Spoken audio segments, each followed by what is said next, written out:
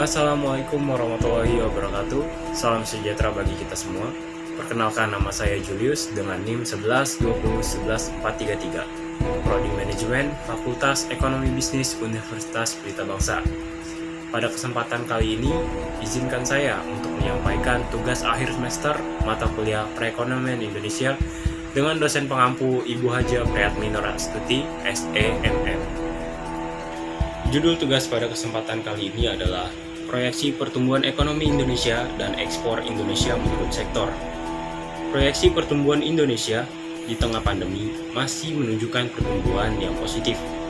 Merujuk pada data proyeksi yang dibuat oleh International Monetary Fund atau IMF, Menteri Perekonomian Indonesia, Airlangga, menyebut pertumbuhan ekonomi Indonesia sebesar 0,5% di bulan April tahun 2020. Di sisi lain juga, Badan Pusat Statistik atau BPS mengumumkan komponen pertumbuhan Indonesia di bidang sektor impor dan ekspor mengalami pertumbuhan yang negatif pada tahun 2020 di bulan Agustus dengan rincian sebagai berikut.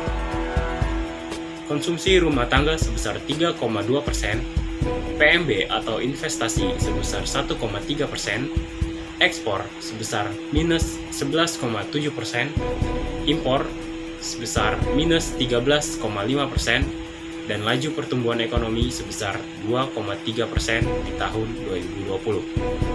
BPS juga mengumumkan angka impor Indonesia pada tahun 2020 di bulan Agustus sebesar 10,74 miliar US dollar, sedangkan nilai ekspor sebesar 13,7 miliar US dollar.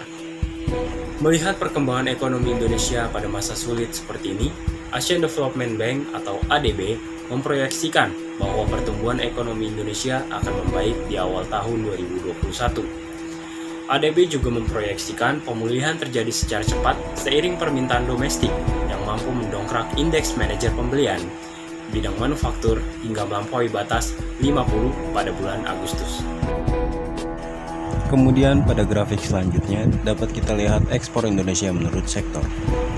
Selama periode bulan Januari hingga bulan Mei tahun 2020, nilai ekspor Indonesia mencapai 64,46 miliar US dollar atau turun sebesar 5,96% dibandingkan periode pada tahun 2019 yang mencapai 68,54%.